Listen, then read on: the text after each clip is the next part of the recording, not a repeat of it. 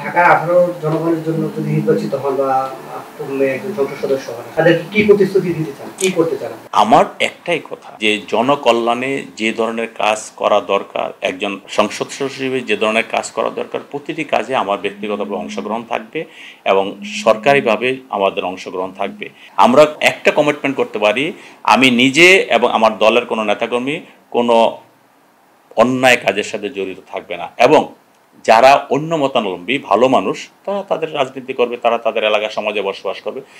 আওয়ামী লীগ যেভাবে আমাদেরকে মামলা দিয়ে হয়রানি করেছে, আওয়ামী লীগ যেভাবে আমাদেরকে জুলুম করেছে আমাদের উপরে, আমরা কোনো মানুষের উপরে জুলুম করব না এবং অন্য মতাবলম্বী মানুষের উপরে আমরা কোনো রকম অন্যায় অত্যাচার করব না। এটা হলো আমাদের কমিটমেন্ট। এই ঢাকা 18 সনের কোনো সাধারণ মানুষ হোক, শিক্ষিত হোক, অশিক্ষিত হোক, শিল্পপতি হোক, নর্মাল একজন মানুষ, সবাই যাতে রাষ্ট্রের যে সেবা সেই সেবা থেকে বঞ্চিত না হয়।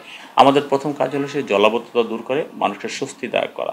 এখানে মাদকের সমস্যা আছে, এখানে কিশোর গ্যাংয়ের সমস্যা আছে, এখানে আওয়ামী লীগ পিরিয়ডে বিভিন্ন রকমভাবে চাঁদাবাজি, সন্ত্রাসী এবং দখলবাজির সমস্যা ছিল।